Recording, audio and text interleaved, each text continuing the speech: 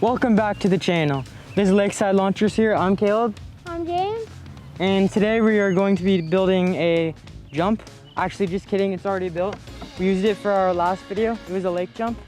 There's a link right up here. Just go press that button and you can watch that video over if you haven't seen it yet.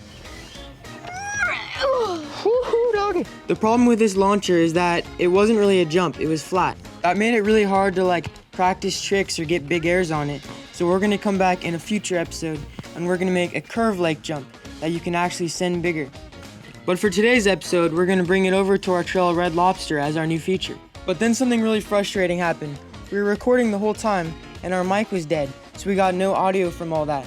So I'm just gonna talk over this and explain what's happening.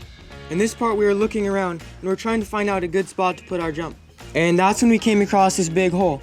James dug it in the past, and I think it's gonna work perfectly for our drop. We grabbed our wooden drop and brought it over to the hole.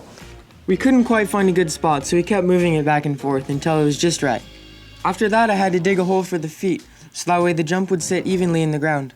So yeah, after that we grabbed it and we put it in the hole, and it fit pretty nicely. Once we got it situated in there, I decided to fill in the hole so that way the jump would be more stable. I really wish that the mic was working at the time, so I'm just gonna make noises myself.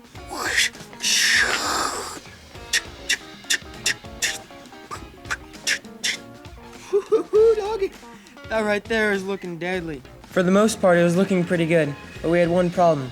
The edge right there was just way uneven, and if you rode it, it would just tip over.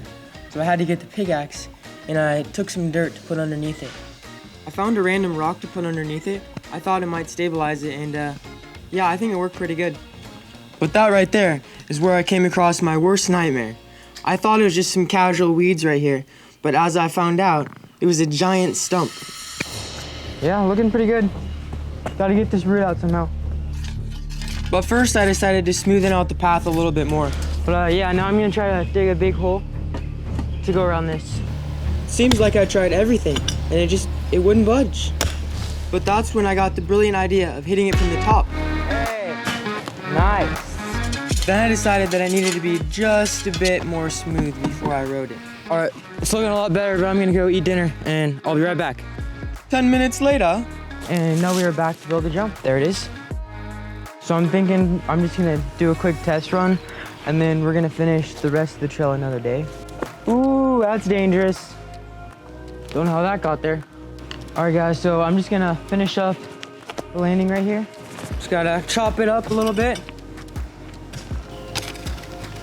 After that, we just have to smoothen it out a bit more so that way it's smoother when you land.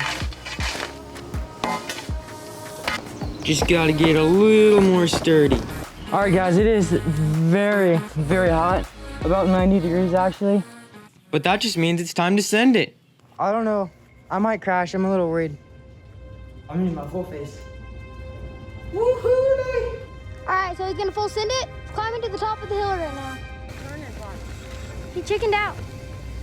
I chickened out a lot. I really didn't want to crash. All right, now you gotta hit it, Kim.